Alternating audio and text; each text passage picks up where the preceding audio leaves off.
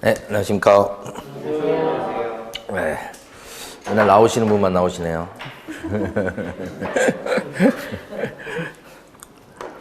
자,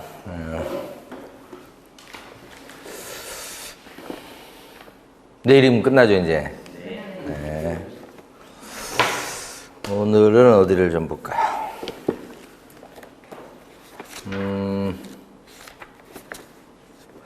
작은 책에서 여러분, 작은 책에서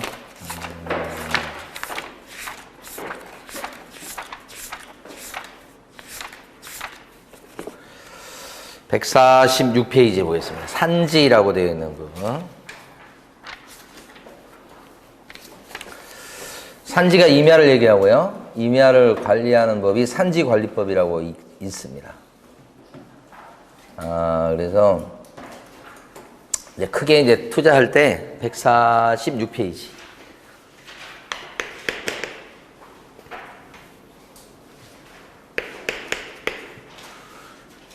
크게 투자할 때 농지가 있고 산지가 있고 그렇게 두 가지.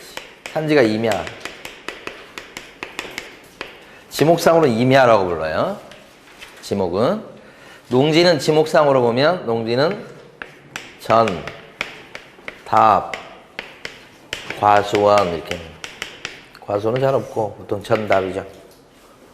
여기 나와 있는 산지, 이건 지목으로 부를 때는 임야 이렇게 됩니다. 지적도나 이런 데 보면 이제 줄여서 임자를 써가지고 나온단 말이에요. 전, 답, 여기는 과수원, 이건 임야 이렇게. 대부분 이제 아무래도 개발 가능성은 농지가 더 높기 때문에 규제가 산지가 훨씬 규제가 셉니다. 그러니까 투자 대상으로 삼을 때 산지보다는 농지가 메리트가 훨씬 있는 게 사실이에요. 임야인데 임야도 이걸 잘 개발할 수가 있다고요. 이건 주로 이제 이것도 개발이 목적이지만 이것도 개발 목적인데 전원주택 같은 걸 짓는다든지 개발했을 때 가치를 높일 수 있는 거니까 둘 다 마찬가지죠. 이게 특징은 뭐냐 그러면 얘는 농지 같은 경우는 특징이 이제 농지 취득 자격 증명이 요건 꼭 필요한 건데 요건 그게 또 없어요. 그죠? 임야내 농지증 가져와라 이런 것은 원칙적으로 없다. 예. 그게 특징이죠.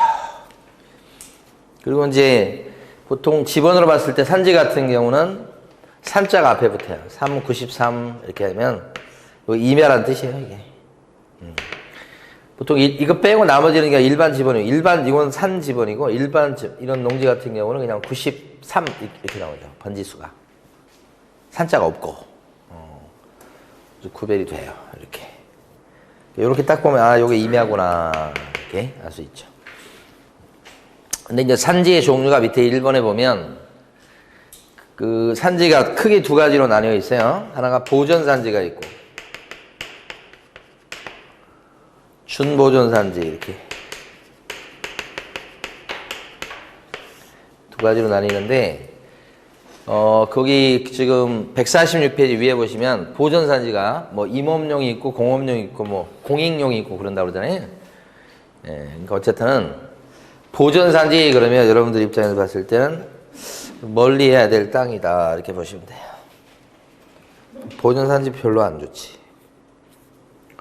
X그래프 이렇게 해보 특별한 경우 아니라 거의 뭐 쓸데가 없는 땅이 되고 준보존산지 이렇게 했을 때 그나마 요거 개발 가능성이 있는 것들이에요. 요러면 땅을 버려버리는 거예요. 요것은 이제 어디서 나온 표현이냐면 산지관리법.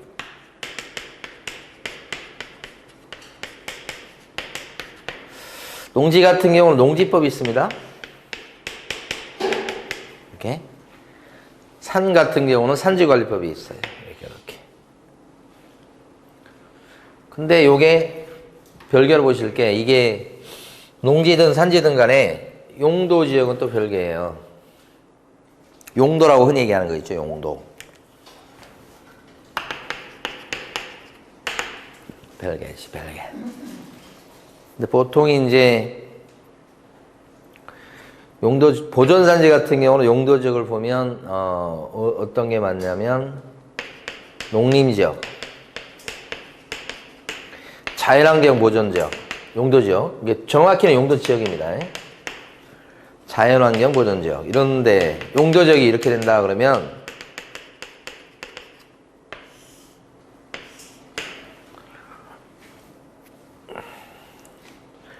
요것이 요런 용도지역이 있는데 보존산지일 때는 산지관리법의 규제가 세게 들어가요. 요게 사실은 농림지역 같은 경우 개발 가능성이 있는 지역이거든요. 얘는 안 되지만. 근데 농림지역이면서 보존산지라 그러면 얘 지배를 받는 게 아니고 얘 지배를 받아버려요. 그럼 되게 세거든요, 여기는. 그러니까 그래서 보존산지가 땅을 버려버린 거다. 딱 봤을 때 보존산지 나오면 그냥 제껴도 괜찮아요. 준보존산지다 그러면 준보존산지 얘는 보통 관리지역이 많아요.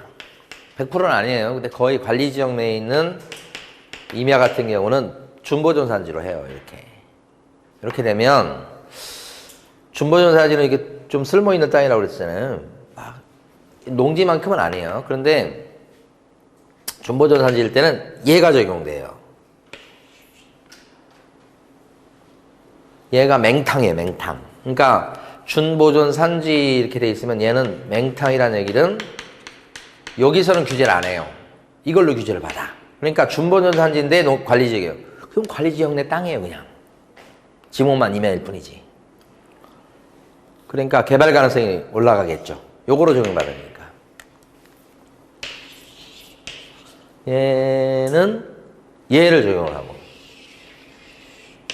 걔가 규제가 세고 얘가 맹탕 이 사람 하나 이렇게 했으면 개발 가능성을 열어놓은 거예요. 근데 요거에 따라서 개발이 가능해요. 요 규제를 받아. 그렇게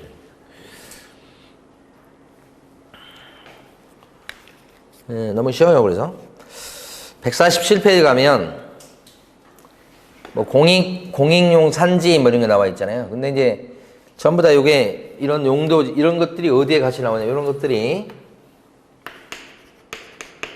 토지 이용 계획 확인서에 나오고 이게 다른 말로 토지 이음에 나와 있는 정보죠. 그래서 오른쪽 페이지 보시면 토지 이음 정보입니다. 거기 보면 양평이고요. 지목이 임야. 그 다음에 이제 밑에 가시면 그 용도 지역이 자연환경 보존지역으로 나온단 말이에요. 그렇죠? 용도 이거란 말이에요. 자연환경 보존지역이다 이렇게 나와요.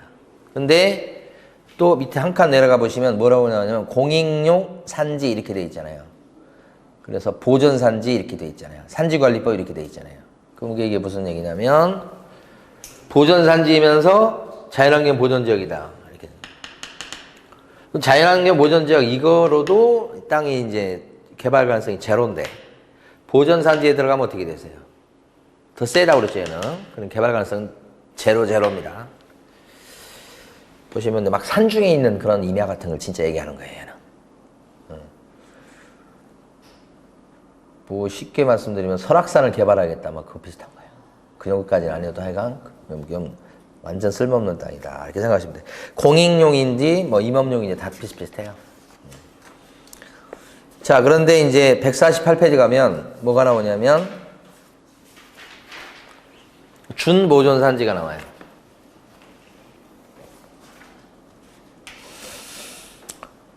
준보존산지 임야를 투자한다 그러면 일단 준보존산지가 돼야 거기 지금 토지임에 나온 정보 한번 볼게요. 거기 일단 지목은 임야고요. 양평군 이내 있는 건 지목은 임야인데 보존관리지역이에요. 보존관리지역은 어디에 들어가죠? 관리지역에 들어가요.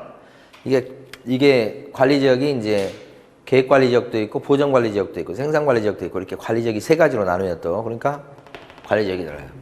제일 처음에 이제 땅 공부하신 분들은 뭐가 힘드냐면 얘하고 얘가 같이 나온다는 거예요. 같이 나오는 것들. 근데 큰 기둥은 뭐냐면 얘예요, 얘. 얘에서 가지가 뻗어나온 거예요. 그러니까 이걸 같이 볼 수가 없어요. 얘가 기둥이고 얘는 가지에 해당하는 것들이에요. 그렇게 생각을 하셔야 돼. 그러니까 토지임을 딱 봤을 때 이 땅이 쓸모 있는 땅인지 가치 없는 땅인지를 판단할 때는 주는 이거예요.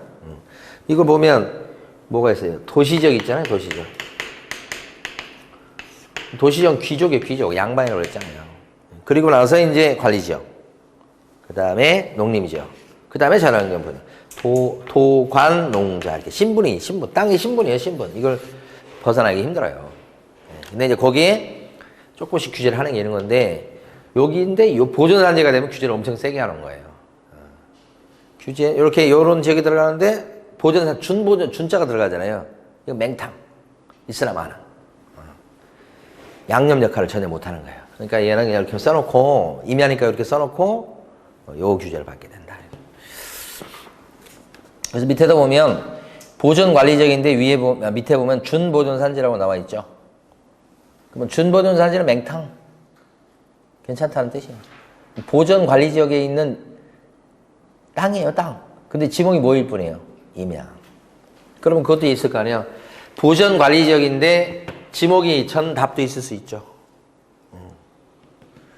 보존관리지역인데 지목이 임야에도 있을 수 있고 그런 거지. 근데 임야인데 뭐예요? 준보존산지다. 이렇게 되면 그 농지하고 임야가 거의 뭐 같은 레벨이에요. 같은 레벨. 어디에 들어가니까? 관리지역. 네. 근데 그걸 이제 개발 가능성이 있느냐? 개발을 어떻게 하죠? 궁극적으로는 이제 건물 짓거나 막 이런 거 아니에요. 그 개발하려고 했을 때 이제 농지법의 규제가 상대적으로 세겠어요? 이게 산지법의 규제가 세겠어요? 이쪽 규제가 더 센 거예요. 얘하고 얘 차이점, 결정적 차이점이 뭐일 것 같아요?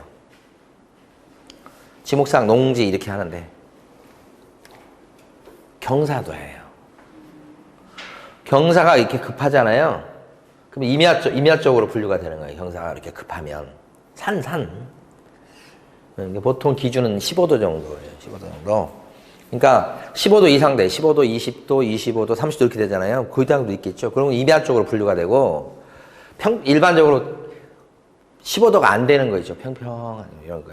완전 평평은 아니더라도 약간 비슷해도 경사도가 급하지 않으면 그때는 농지 이쪽으로 분류가 돼서 그래서 두 개를 관리하는 그런 그 뭐라고 그러죠? 대장도 틀려요. 그러니까 얘는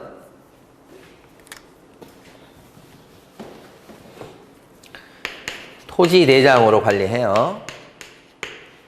얘는 임야 대장이라고 또 있어요. 얘는 보통 지적도에다가 지적도 도면에 그 땅을 이렇게 해서 관리해요. 얘는 임야도라고 따로 있어요. 그러니까 땅을 이렇게 크게 두 가지로 나눌 수 있죠.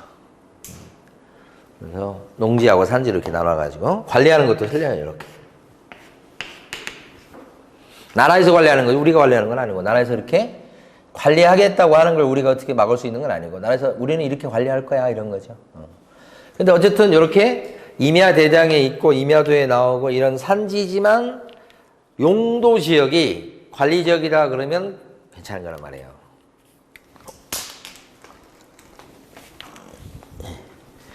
땅의 신분을 결정되는 게 그거다. 그죠? 용도 지역이 그렇게 중요한 거예요. 자, 오른쪽에 보시면 임야 투자 2번이 있어요. 임야.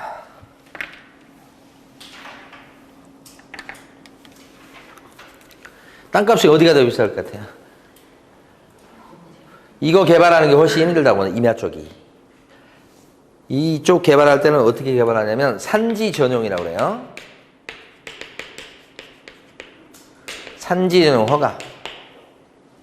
요건요. 농지인데 개발한다 그러면 농지 전용 허가. 농지 전용 신고해요. 여기는 허가란 말밖에 없잖아요.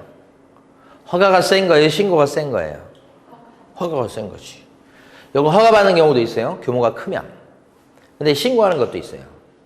그러니까 여기는 얘보다는 규제가 조금 약한 거예요. 이쪽이 좀 쉽다고 생각하셔야 돼요. 이쪽은 좀 어렵다. 요건이, 전용 요건이 어렵다고요. 이쪽은 쉬워, 상대적으로. 그 대신 전용 부담금이 있죠. 돈을 많이 내야 돼. 이쪽은. 왜 농지가 없어지는 거잖아요. 그래서 상대적으로 법적 요건은 이쪽이 쉬운 편인데, 개발이 좀 쉬운 편인데, 문제는 뭐냐면 돈을 많이 매긴다고. 그만큼. 여기는 전용 개발 요건이 까다로워. 전용 부담금이 이거보다는 훨씬 적어요. 그러니까 개발 가능성은, 위에가 개발 가능성이 높아요. 임야는 개발 가능성이 낮아요. 근데 그때 내는 돈은 농지가 개발 가능성이 높은 대신에 뭐예요? 쉽게 전용이 되는 대신에 돈을 많이 물고요. 밑에 것은 개발 가능성이 낮기 때문에 부담금을 많이 물리진 않아요. 잘 안 된다고 했죠. 산지 전용은 쉽게 되는 게 아니다. 요건이 맞아야 돼요. 그러니까 그 중에 가장 대표적인 게 경사도 뭐 이런 거예요. 그 다음에 산에는 이제 농지는 농작물이 있지만 산에 같은 경우는 나무가 있을 거 아니에요. 그 나무 같은 경우에 이제 많이 있으면 개발 불가능해요. 경사도도 급하지, 빽빽한 나무도 있지. 그러면 나 여기다가 집 짓게요. 그러면 안 돼. 거의 안 돼. 이렇게 나오는 거예요. 힘들다는 거죠. 그냥 그런 가능성이, 개발 가능성이 있는 임야만 값어치가 있는 거고, 그렇지 않으면 자자손손 그냥 땅만 갖고 있어야 되는 그런 경우죠. 보통 이제 기획부동산은 농지 가지고 기획부동산 작업을 해서 팔아먹으려고 할까요? 아니면 주로 임야 가지고 할까요? 임야가 싸니까 이거 가지고 한다고요. 대부분. 물론 이제 농지 갖고 기획부동산에서 하는 경우도 있지만, 그 농지는 이제 그 농지 중에서 절대 농지. 싼 거, 진짜. 그래서 싸게 사가지고 낙찰받기도 하고, 그래서 비싸게 팔아먹어서 이득을 남기는 거니까, 세상에서는 진짜 보면은 돈 버는 방법은 진짜 부지기수로 많은 것 같아요. 나는 앞으로 기획부동산을 해야 되겠다. 그러신 분들은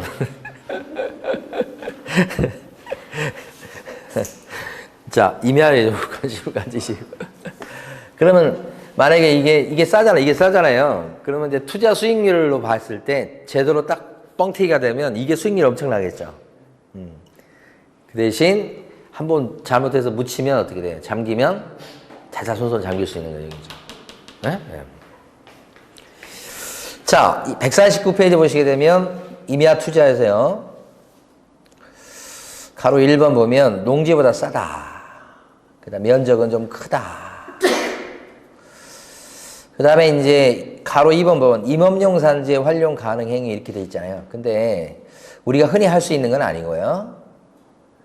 거기 할 수 있는 것은 굉장히 보면 뭐냐면 수목광, 자연 휴양림, 그죠? 광릉 수목원 가보셨죠? 저는 갈 때마다 진짜 좋더라고요. 나무 숲이, 그게. 근데 그런 수목원, 요것은 요 보존산지도 돼요. 여기 된다는 뜻이에요. 그러니까 여기서 할 수 있는 건 극히 제한적이에요. 거기 자연 휴양림, 이런 거. 그 다음에 이제, 수련장. 우리 여름에 많이 가는 데 있잖아요. 그럼 가면 막 거기서 막 산악훈련하고 막 이런 거 있잖아요. 그런데 그런 야영장 같은 거 만들고 그런 건 할 수 있는 거예요. 일반인이 쉽게 할 수 있는 게 아니죠. 자, 그 다음에 이제 넘어가셔서 150페이지 가시면 산지 전용이라고 나와요. 임야인데 어떻게 하겠다. 우리 이제 이런 건 농지 전용이나 산지 전용 하려고 했을 때 우리는 어떻게 해요? 우리가 대충은 보지만 우리가 결론을 낼 수 없고요. 관청이 결론을 내잖아요. 근데 관청이 어떻게 결론을 날지 귀신같이 알고 있는 사람이 누구냐?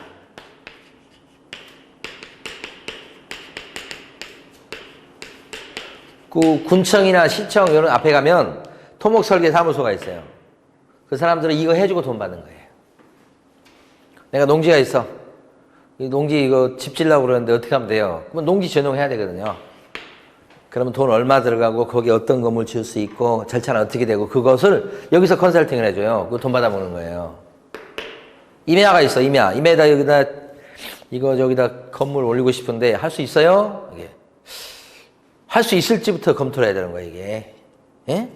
그리고 여기서 해준다고. 그러니까 우리는 여기다 맡기면 돼. 대신 이제 그 전에 이제 대충 우리가 볼 수 있는 안목만 있으면 돼요. 그리고 이제 실제 만약에 그걸 매입하거나 낙찰 받을 때는 사전에 가서 한번 컨설팅 집어넣어 봐야 돼. 그래서 이게 된다고 했을 때 이게 사거나 매입하거나 낙찰 받는 경우겠지. 나중에 낙찰 받고 딱 가서 이거 하려고 그러는데 안 돼요. 그래 버리면 어떻게 돼요? 그러니까 세금도 그렇고 이런 것도 마찬가지입니다. 다 사전에 해보고. 농지증 어떨까 해서 농지 여기서 문제되는 건 뭐야? 농지는 얘는 전용할 때 요건이 까다로워서 될지 안 될지가 막 정말 미지수가 안 되는 쪽이 훨씬 많을 거예요. 근데 얘는 쉽다고 그랬잖아요. 전용이 돈만 많이 들어가서. 근데 이제 뭐예요? 이게 농지증이 있어야 돼 이거. 그 농지증이 있어야지만 이제 취득할 수 있으니까 농지증 받으려면 요즘 좀 까다로워졌다고 하긴 하는데 그래서 사람들이 어떻게 하냐면 그 지역에 있는 행정사나 법무사한테 맡겨버려요 또. 그러면 그 행정사나 법무사는 또 거기 공무원들하고 연계되어 있는 데다가 두 번째는 농사짓는 계획서를 귀신같이 적어내요. 통과되게 만들어. 그러니까 이제 그 다음에 이제 사후관리 같은 것도 이제 조언을 좀 받으십니다. 어떻게 농사 지어라 이런 식으로. 그러니까 그런 그 업체를 이용하거나 또는 거기에 컨설팅하는 것은 의미가 있어요. 이런 거. 그 다음에 이제 여기 보면 뭐 몇 가지 나와요. 뭐 임목 축척, 임목 본수도 막 이렇게 쭉 나와요. 지형, 영, 뭐 이런 거 쭉 나와 있는데 이게 이제 뭐 우리가 자세히 알 내용은 아니고. 근데 이제 느낌으로 봤을 때는 이제 두 가지 가지고 봅니다. 첫 번째는 뭐냐. 이 경사가 너무 가팔라요. 그럼 꽝이요. 나무가 빽빽이 차 있어요. 꽝이야, 꽝. 그러니까 뭐 가장 막 직접적으로 막 어떻게 감각적으로 느낄 수 있는 거 두 가지예요. 경사가 너무 급해. 안 돼, 전용이. 그 다음에 또 뭐예요? 나무가 울창해. 안 돼. 근데 그게 이제 구체적으로 또 이제 했을 때 그런데도 불구하고 막 그 전용, 산지 전용 허가를 받아내는 경우가 있거든요. 그럼 또 그, 여기 이런 데서 그 요건에 맞춰가지고 또 작업을 해요. 나무를 바꾼다든지 뭘 해갖고, 작업을 해갖고, 또 전용을 이렇게 만들어주니까 우리 뭐 이런, 그거 구체적인 내용 공부할 필요가 없어. 그래서 우리 이제 뭘 볼 거냐면, 저기 가봐요. 153페이지 가면 밑에 있어요. 산지전용 허가 기준이라고 된 거 있어요. 아래쪽에. 그래서 거기서 이제 좀 힌트를 얻을 게 자세한 내용은 알 게 아니고 돌이나 바위 같은 게 많잖아요. 그러면 거기다 집 짓는 거 쉽지 않잖아요. 그러면 전용 허가가 나지 않아요. 153페이지 아래쪽에. 153페이지 거기 밑에 요거요. 여러분들은 요걸 알고 계시면 돼요. 돌이나 바위가 많지 않아야 돼. 돌이나 바위가 많아버리면 거기다 집 짓기 힘들어진다고.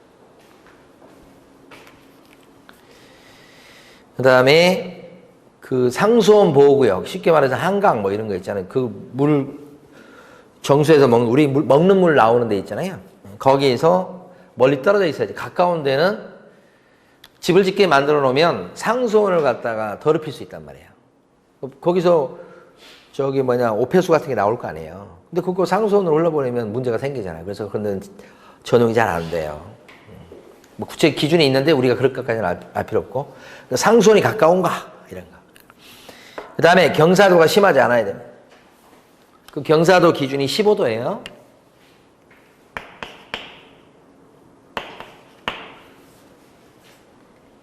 (15도) 이하. 임목 축척도가 아까 그 울창하냐 이거예요. 요 정도 기준 갖고 이건 되겠다. 근데 쉽지 않아요. 저쪽이 밑에 쉽지 않다고 생각하셔야 돼요. 그러니까 이것도 어디예요?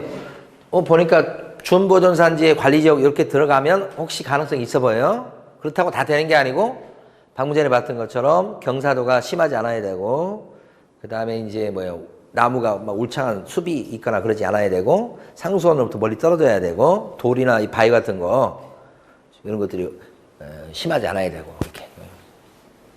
이걸 돌이나 바위가 심하지 않은 거 이것은 알기가 겉으로 봐서 알 수 있는 경우도 있지만 모르는 경우도 있어요. 겉으로 봤을 때는 그냥 이미 산처럼 이렇게 느껴지는데 나중에 이제 공사하고 팔려고 보니까 밑에 안반이 있다는 그거 뭐 이제 안 돼요, 그건. 그러니까 그런 경우에 가끔씩 있어갖고 그러니까 예측을 잘 못하지 밑에 있는 땅을. 그래서 이렇게 뚫어보기도 하고 그래요. 이렇게 시출한다고 그러잖아요, 이렇게. 그래서 그러니까 지질조사 같은 것도 의뢰해갖고.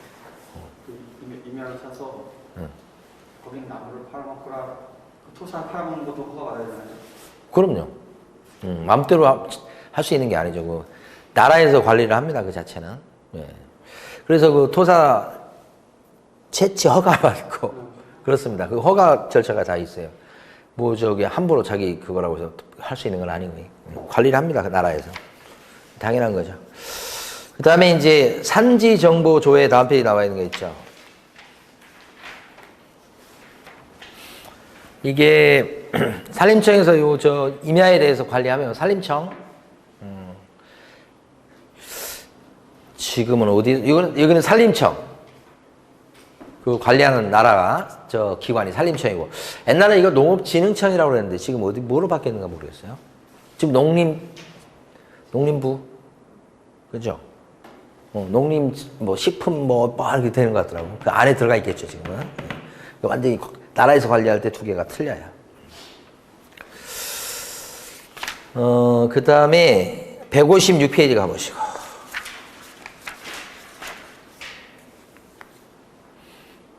거기 보면 4번에 가로 1번 산지 전용 제한 지역이라고 하는 게 있어요. 자, 무슨 얘기냐. 참 이게 어려운 게 산지 전용을 안 해주는 그런 지역이 있어요. 근데 우리가 이걸 알 수 있는 방법은 일반적으로 없어요. 그러니까 산지인데 그 산지 전용 요건이 해당된다고 볼 수 있어요. 그런데 나라에서 여기는 전용해주지 마라 그런 지역이 있어요. 근데 그게 토지위험에 나오면 괜찮아요. 아까 토지위험 있었잖아요. 나오면 괜찮은데 안 나와요. 그러면 이것은 그 시청이나 군청의 산림과 있죠. 산림계, 산림과 가가지고 그 임야 지번을 넣고 이게 전용이 됩니까? 라고 미리 알아봐야 돼. 전용 가능합니까? 산지 전용 제한지역에 들어가면 전용이 안 되고 그래요. 그러니까 이건 땅 사기 전에 낙찰받기 전에 다 미리 알아보고 해야 되는 거예요. 농지도 마찬가지입니다, 여러분. 농지증 나옵니까? 미리 다 알아보고 해야 되지. 낙찰받을 때도 마찬가지. 그래서 전용 제한지역에 들어가 버리면 산지개발 불가능. 이게 토지이용계획 확인서에 안 나와요. 그래서 산림과나 산림계에 가서 구체적으로 물어봐야 되고요. 그 다음에 가로 4번에 이제 저기 경사도 나온 거 있죠. 제일 중요해요. 임야는 경사도가 중요해요. 그래서 경사도가 25도 이상은 전용이 안 돼요. 근데 이건 구체적으로 지금 156페이지 가로 4번 보고 있어요. 가로 4번 왔어요, 지금. 경사도에다가 큰 별표 치시고.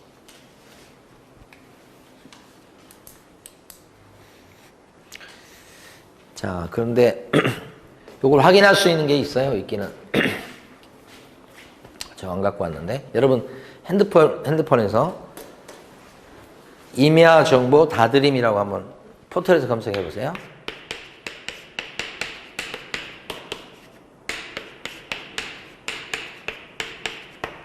임야 정보 다드림 이렇게 들어가 보세요.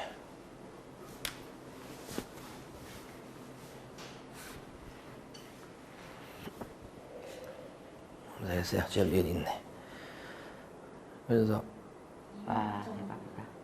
거기서 왼쪽에 보면 필지별 산림정보 서비스 주소로 찾기 있죠. 거기 한번 클릭해 보시고 주소를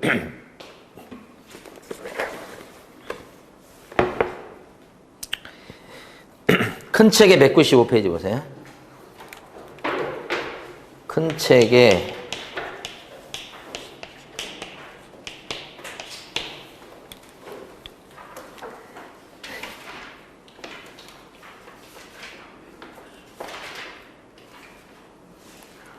경기도 김포시 한번 해보세요.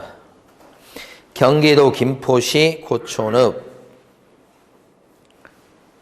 풍곡리 풍곡리 하지 마시고 바꿔야 되겠네. 다시 저걸로 할게요. 192페이지 갑니다. 잘못 192페이지.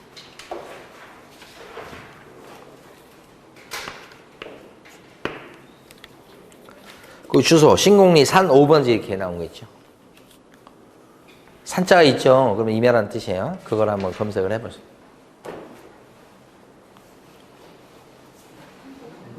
없어요? 포털에서 찾으시라고. 포털에 이모 안 나왔어요? 구글 안 나와요. 구글 검색하시네. 신사 되시네.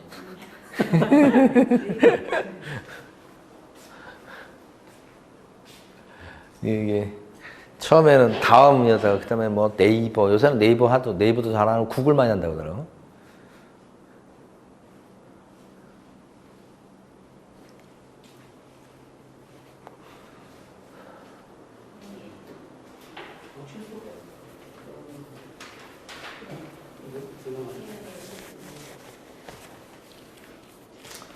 그 임야 정보 중에 보면 뭐 못 알아먹는 거 되게 많이 나와요. 근데 찾으셨어요? 여기? 네, 여기 해서. 오, 여기서 이제 주소 들어가면 되지.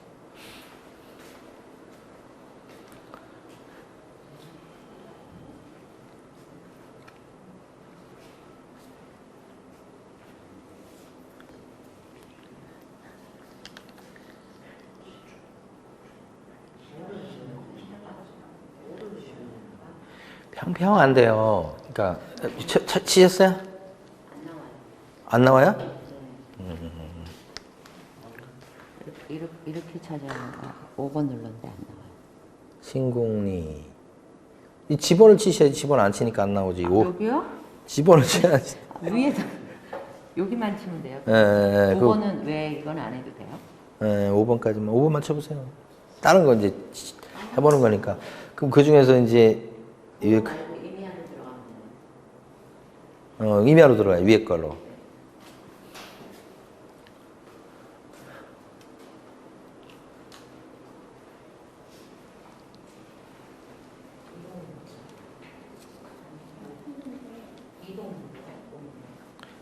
좀 시간 걸리더라고. 좀 기다려봐요. 걸려요.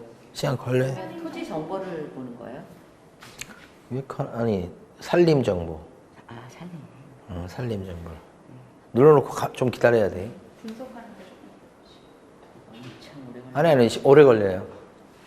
오래 걸리고 시간을. 이제 나오네.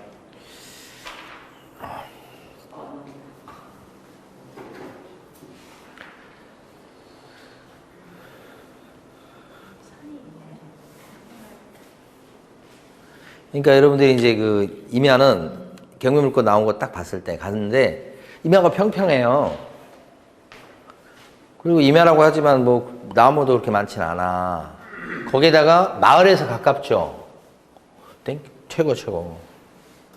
그럼 거의 뭐예요? 전용이 가능한 거예요. 마을에서 가까우니까 여기다 집 짓겠어 그러면 지어라 이렇게 할 가능성이 없어요. 평평한 데다가 나무도 별로 없고.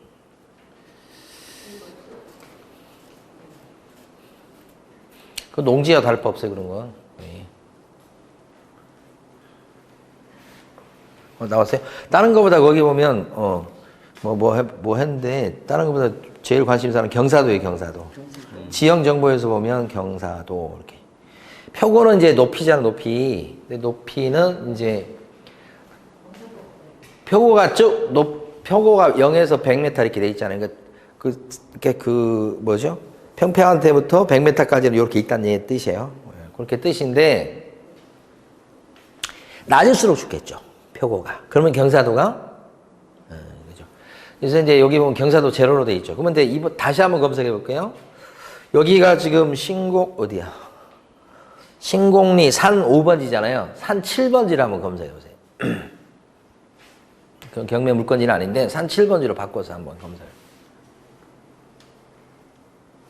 같은 거예요? 같은, 똑같은데, 이제 산 7번지야. 처음부터 다시 눌러야 될 거야, 아마. 김포 맞죠? 그쵸.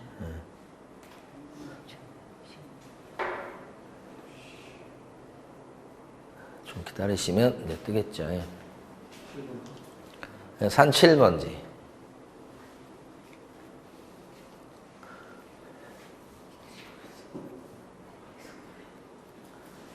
했습니까?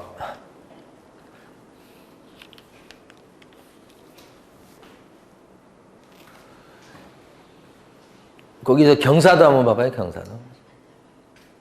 몇 도시예요? 10에서 15도 이렇게 돼 있죠. 10에서 15도는 좋은 거예요, 경사도가. 아까 제로는요, 더 좋은 거지. 경사자가 막 20도, 25도면요. 불가능하다고 봐야 돼. 개발이 불가능. 이렇게. 그러니까 요거 이제 현장 안 가보고 일단 사이트에서 볼 때 한번 분석을 할 때 한번 볼 수 있는 거예요. 경사도가 중요해. 다른 거보다. 그 다음에 이제 그 얼마나 빽빽하게 돼 있냐 이건 있잖아요. 나무 종류에 따라 틀리고 막 나무의 그 종류에 따라 막 틀려버리니까 우리가 판단하기 힘들어요. 우리가 봤을 때 빽빽하다 이런 정도지. 근데 빽빽해도 이게 경제적 가치가 있는 나무 있잖아요. 그런 게 빽빽이 있을 때 이게 개발이 불가능한 거예요. 그런 것은 우리 안목으로 볼 수가 없어요. 알 수가 없고 공무원이 이제 구체적으로 이걸 전용 허가 내주는 공무원이 구체적으로 따져가지고 이제 허가를 내주고 안 내주고 그런 거니까 그건 우리가 판단할 수 있는 게 아니죠. 경사도 중요하다는 거 아셨으면 돼요. 그 다음에 다시 이제 어디 오냐면 157페이지 작은 책에 157페이지 와보세요. 네, 다른 건 넘어가도 되겠고 아까 가로 7번에 보면 상수원 보호구역 있잖아요. 어떤 지역이 됐든 간에 이게 뭐 임야든 농지든 간에 상수원 보호구역에 가까이 있다 그러면 농지 전용이라든지 산지 전용 허가가 잘 안 납니다. 그래서 아까 말씀드릴 때 인가가 밀집한 지역 같은 인가라고 그러니까 그런데 마을 가까운 데에 있는 임야다 그러면 그게 최고의 입지예요. 어차피 마을이 있잖아요 지금. 그러니까 임야도 그런 마을 어귀에 있는 임야 이런 것들이 좋은 거다 이 말이죠. 임야도. 그 다음 밑에 쭉 내려가 보시면 가로 9번에 분묘기지권에 주의해야 된다 이렇게 돼 있죠. 가로 9번 묘. 좀 이따 이제 묘에 대해서 이제 좀 설명드리고 사례도 보고 그럴 텐데 임야에 가면 빠짐없이 거의 있는 게 묘예요. 묘. 그 묘가 있으면 그 묘를 임야 주인이 묘를 파낼 수 있겠다 없겠다. 내가 이번에 임야를 돈 주고 샀는데 묘가 있는 거야. 그러면 이장을 시켜버릴 수 있다 없다고. 땅을 매입할 때는 그 임야가 있는 것을 확인하고서 그 땅 주인한테 이거 처리해 주쇼. 그러면 땅 살게요. 이렇게 돼요.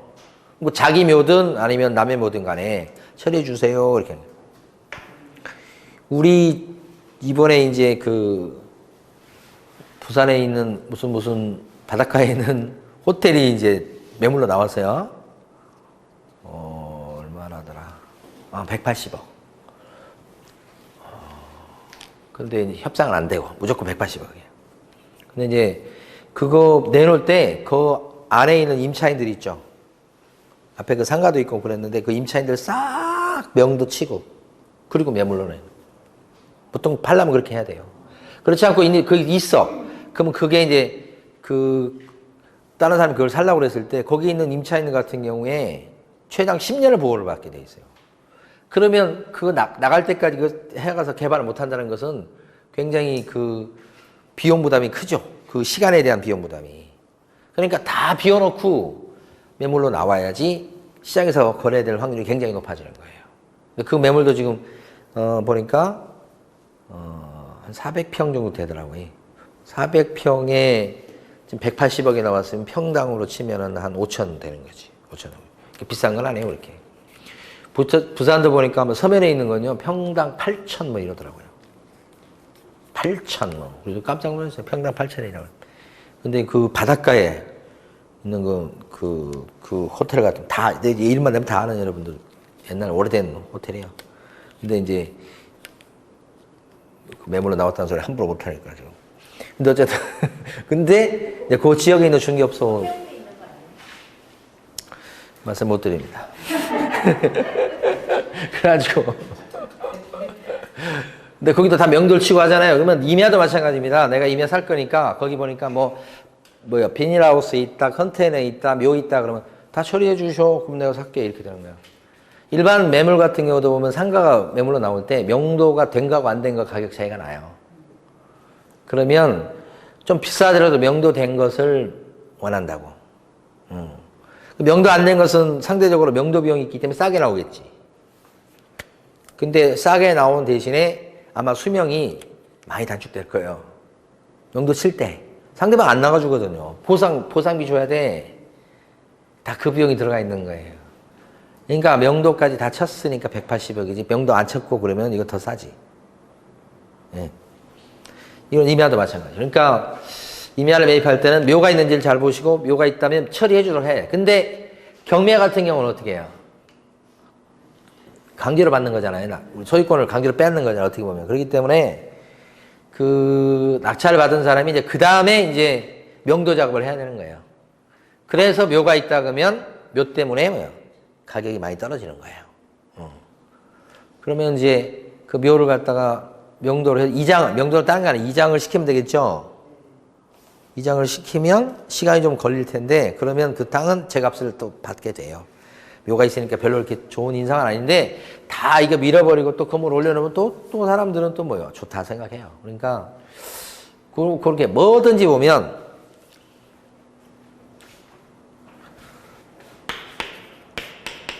하자가 돈이 땅을 갖다가 낙찰을 받았는데 땅 위에 건물이 턱 있다. 그 땅 건물 때문에 싸게 떨어지잖아요. 그 기회가 되는 거지. 예. 뭐든지 그래요. 그러니까 묘도 그렇고. 그럼 묘에 대해서도 막 아이고 묘 있으면 사면 안 돼. 이게 아니고 묘를 어떻게 처리할 건지를 갖다가 생각을 하셔야 돼. 그러면 뭐 못할 건 없어. 근데 막 진짜 막 5분의 1토막이 났어. 보면 시간이 걸리더라도 5분의 1토막 난 그 땅을 갖다가 그 분묘가 있는 땅을 낙찰을 받으면 무조건 돈 되는 거예요. 여러분 앞으로 지금 이제 그 경매하실 때 막 빌라 아파트보다 처음에 하실 때 좋은 건 땅이 좋아요. 땅 얼마 되지도 않아 금액. 그게 공시가보다 더 떨어져서 예를 들어 묘 때문에 그러면 그 묘가 물론 묘가 막 수십 기가 있다 그러면 그 피해야죠. 그건 평생 그거 협상하다 끝나는 안 되지만 몇 개 없잖아요. 그러면 그거 괜찮아요. 그냥 그리고 내가 그 돈 없어도 사는데 한 천만 원 없어도 살잖아. 없어도 사는데 누가 더 마음이 급하겠어요. 거기다 계속 내용증명 보내가지고 이장해 주십시오. 이장 안 하시면 어떻게 합니다. 아니면 요새는 이제 치료 달라고 할 수 있으니까 이따 말씀드리겠지만 치료 주시오. 왜 안 주십니까? 2년치 정도 치료가 밀리잖아요. 그러면 이제 이장시켜버렸어요. 강제로. 그런 권리가 있다고 판례가 나왔기 때문에 그러면 이제 느긋하게 해볼 필요 없어. 나 있어도 살고 없어도 살고. 근데 나중에 가면 분명히 돈 될 거예요. 그러니까 뭐 3분의 1토막, 5분의 1토막에 샀다 그러면 그 묘만 없어지면 정상 가격으로 올라가서 팔 수 있잖아요. 똑같아요, 구조가 이제는. 근데 옛날에 묘는 뭐가 어려웠었냐면 그 사람이 거기 함부로 그러니까 파낼 수 없는 묘면 지료라도 받아야 될 건데 지료 받을 수 있는 게 하나도 없어. 지료도 못 받고 묘자리 계속 쓰게 만들어줘야 되니까 인기가 없었지. 근데 앞으로 뭐예요? 지료를 받을 수 있도록 지금 바뀌었어, 이제. 그러면 어떤 사람 얘기처럼 이제는 묘가 있는 데만 받아야 된다. 이 말은. 묘가 있기 때문에 싸게 떨어져서 그걸 갖다가 지료 청구하고 근데 지료 잘 안 줄 거거든요. 액수가 크진 않아요. 그럼 지료 주면 받고 안 주면 뭐예요? 한 2년 정도 안 줬다. 2년치 안 줬다. 그렇게 되면 시간 오래 걸리겠죠. 그래서 그 더 좋은 방법은 또 파는 방법도 있어요. 묘 주인한테. 근데 어쨌든 간에 그 구조가 똑같아요. 구조가. 묘가 언제나 임야에서는 많으니까 알아볼 수 있어야 되고 뭐 없는 걸 생각해서 샀는데 나중에 딱 낙찰 받고 나서 보니까 묘가 있어. 그러면 충격이 있어요, 그거. 네, 미리 묘가 있기 때문에 이거 싸게 떨어진다 생각을 해서 대비책을 세우고 이제 어떻게 할 건지 계획을 세운다면 문제될 거 없어요, 또. 묘는 무공인은 만약에 아무 표시가 없어요. 그러면 어떻게 해야 되나요? 좀 이따 해요. 이따. 자, 그 다음에 159페이지 가봅니다. 가로 11번 중이에요. 여러분들 결국 전용하려는 것은 건물 지으려고 그래요. 건물 지으려면 뭐가 있어야 돼요? 도로가 있어야 돼요. 그러니까 이것도 임야도 맹지도 있잖아요. 맹지는 그건 값어치가 없어요. 아무리 평평해요. 경사도 별로 없어. 마을에 가까워요. 근데 맹지야. 못 짓는 애 건물을? 그 접도라는 요건이 굉장히 중요한 거예요. 그래서 임야도 도로에 접해 있어야 돼. 그래야 산지 전용 허가를 받은 뒤에 건축 행위를 할 수 있단 말이에요. 접도라고 그러죠. 도로 옆에 있는 거. 중요하죠.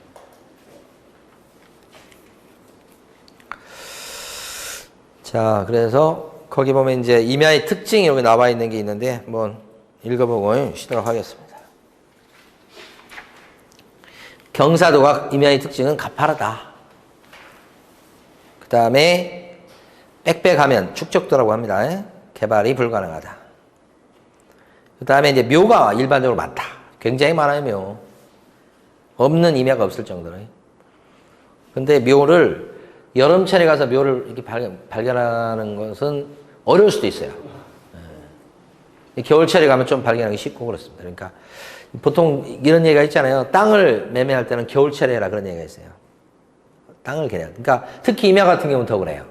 겨울철에 해야 도시락 싸들고 싹 둘러서 묘가 몇 개 있다. 이거 다 처리해달라 이런 식으로 딱 계약서 쓰기 전에 다 해야 되는 거죠. 그러니까 그런 점에서 겨울철 투자 이렇게 쓰는 거고요. 토지이용 규제가 많다. 임야는 많아요, 규제가. 그러니까 이게 이용 가치가 좀 떨어지는 겁니다. 그 다음에 면적은 크지만 활용도 측면에서는 농지에 비해서 낮다. 규제가 너무 세기 때문에 그래요. 그 다음에 지형 확인이 어렵다. 그 땅의 경계 있잖아요. 땅. 그 옛날에 토지 중개 했던 분이 자기가 얘기하는데, 그러니까 땅이 이제 매물로 나온 땅을 찾아가는 것도 어려운 거예요, 여러분. 한번 해보세요. 경매에 나온 어디 뭐 평택이나 뭐 이렇게 도시 지역에서 땅 나온 거 쉬워요. 가면 막 건물 있고 그래가지고 금방 찾는데, 뭐 이제 시골에 땅을 찾잖아요. 거기 땅 번지수를 거기 적어놓은 게 아니잖아요. 건물처럼. 그러니까 이게 요새 뭐 내비게이션이나 뭐 이런 게 발달돼 있긴 해요. 그래도 한번 가보세요. 옆에 딱 비교해가지고 어디 뭐가 있으니까 상대적으로 요거 요 필지 땅 같고 그 옆에 땅이 요거 땅이니까 내 땅은 저 땅 이렇게 가야 되거든요. 이렇게 비교해서 이름표가 없으니까 사실은 이거 쉽지 않아요. 그리고 쉽지 않고 시간도 좀 걸려. 그래서 여기 같은데 지나갔다가 다시 오고 뭐 계속 그 근처를 막 헤매게 돼요. 한번 해보세요. 재밌어요. 보물찾기처럼. 자, 그 다음에 면적이 좀 넓은 편이고요. 기획부동산이 좋아한다. 싸니까 그래요. 그 다음에 대규모 전원주택지로 개발하는 것이 가능하다. 그러니까 보통 전원주택지 같은 임야를 개발을 많이 해요. 산지 전용해가지고. 그 다음에 이제 계단식 개발도 가능해요. 많이 볼 거예요, 여러분들이.